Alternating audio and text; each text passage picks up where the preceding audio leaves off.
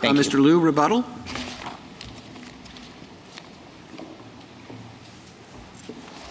Thank you, Mr. Chief Justice. Just a few quick points. First, about the Winters decision.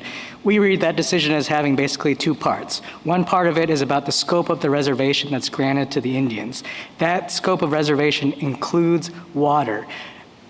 My friend described it as access to water. Justice Kagan, you asked, that seems different from how we're describing it. It is, and we're correct for two reasons. Look at the nature of the right with respect to the land that's reserved under that reservation. There are no ensure access to land, build roads, build bridges as to the land. There's no such duties with respect to the minerals, no such duties with respect to the timber. So if you compare the water to those other things that also come with the same bundle of sticks, we're right about what the right is being, what right is being conveyed. Also compare the Winters Doctrine, not just in the Indian context, but to every other context it applies, not just to Indian reservations, but to national monuments, national parks, national refuge areas. In all of those other instances, this is a doctrine of reserved rights. Rights against interference, rights to use, rights to exclude. In none of those situations is it an affirmative duty. There's a second part of the Winters case.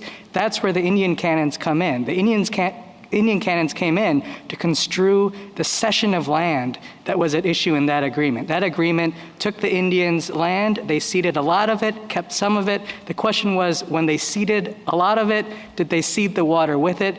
The Indian canon came in to construe that cession, and the answer was no, they didn't cede it with it.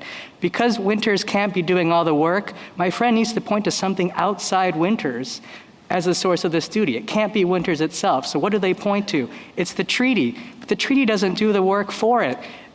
We agree water is implicit in one part of the treaty. It's Article 2 of the treaty that makes the reservation. We do not think water is implicit in all the other agricultural provisions. No one thinks seeds means water. No one thinks agricultural implements means water. Seeds mean seeds, and agricultural implements mean agricultural implements.